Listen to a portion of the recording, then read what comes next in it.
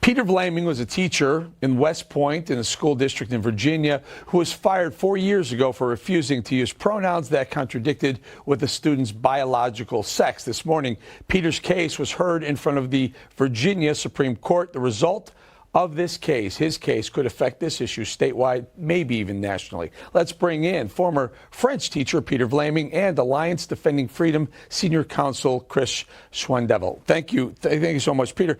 Very quickly, tell our audience the story. I've read it; it's very, very compelling. You're a French teacher. You didn't want to use pronouns that didn't apply to the person's biological sex. Go for it. Sure. I had a student second year, actually third year in my class. Going up the levels in French, a student I really liked she decided that she was adopting a male identity, and with a new male name that I adopted as well, adopted a new male name. And I explained to my administration how I was approaching this transition. I explained that, yes, I'm using her new name and I'm avoiding feminine pronouns in her presence in the classroom. I'm not going to provoke her. She can believe how she wants.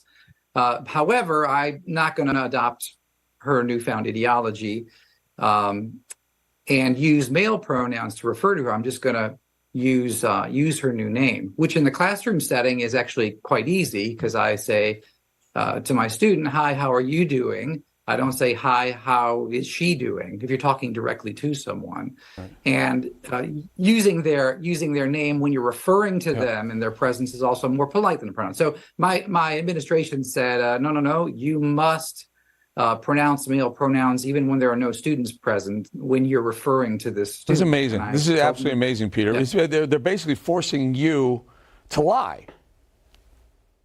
True. Yeah, and so let me bring in the lawyer. We're bringing the lawyer, and let's talk a little bit about this. This case was heard in front of the Supreme Court this morning. What does it look like? How's it turning out for how you feel about the case? Sure. So we did argue the case this morning. We felt very good about how the argument went. So we're feeling very optimistic about the likelihood of a good ruling in Peter's favor, which would then reinstate all of his claims that were dismissed by the trial court and send this case back down so that Peter can really have his day in court. So he was denied that by the trial court, who dismissed all of his claims, his free speech claims, so trial court, his free exercise of religion claims. So the lower court says, no, you don't have a case. Supreme Court takes it up, and they say maybe you do have a case. I find this interesting. You know, we always talk about free speech, but is this a case of compelled speech? Is that about right, Chris? That's exactly right. So as Peter just explained, he wasn't fired for anything that he said. He wasn't fired for anything that he did. He was fired for something that he couldn't say. He could not personally endorse the school's viewpoint on a controversial issue of public debate like gender identity. And it's that reason that the school fired him. Yeah. Now, Peter, let's go back to you. You said you're a good French teacher. Everyone says it wasn't your competency as a French teacher. It was more about your unwillingness about the ideology part of it, not necessarily the name. You called this biological female by a male's name. You were willing to do that. You even gave him French names or something to that effect, about right. But that wasn't good enough for the school board.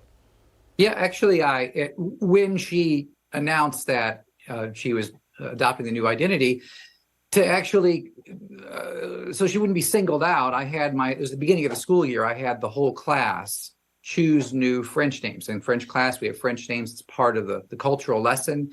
And so I had the whole class choose new names so that she wouldn't be singled out. And I was using her new chosen name, whether that be the one that she chose in French or the one that she chose, her new English a name that was a masculine name. I was using it. I wasn't provoking the student. We had a good rapport. So Chris, Peter gets fired, and you guys go to court. I think a lot of people want to see, would like to see him reinstated, but there may be people who want to see some punitive damages against the school for doing that. So other school districts in Virginia and maybe around the country can say, I'm not sure I'm going to do that. I'm not sure I'm jumping on board this woke agenda. So is there a punitive phase of this? Well, so even before you get to punitive damages, if you just think in terms of, how much this has cost Peter in terms of his livelihood and ending his career, Peter was committed to teaching in our public schools for the entirety of his career. But the school's decision here, because he wasn't willing to become a mouthpiece for really a radical ideological agenda, the school fired him. And then that had a negative impact on his ability to get a job teaching French at any of the other schools in the area, and ultimately, unfortunately, had to lead to a career change. So he and his family have suffered quite a bit financially, and just in terms of the disruption to their lives. And I shudder to think that we're becoming a nation that is driving rock star teachers like Peter Vlaming out of the teaching profession simply because they're not willing to endorse this radical woke agenda. Good for you standing up for yourself, Peter. Would you go if they said come back and we'll take you back, but you have to endorse their radical or their gender ideology wokeness? Would you go back? Would I go back if they said I didn't have to? Is that the question? No, if they said you come back, but we'll make up for all the money you lost and your tenure and all that stuff, but you're gonna have to play by our rules. Would you play by their rules?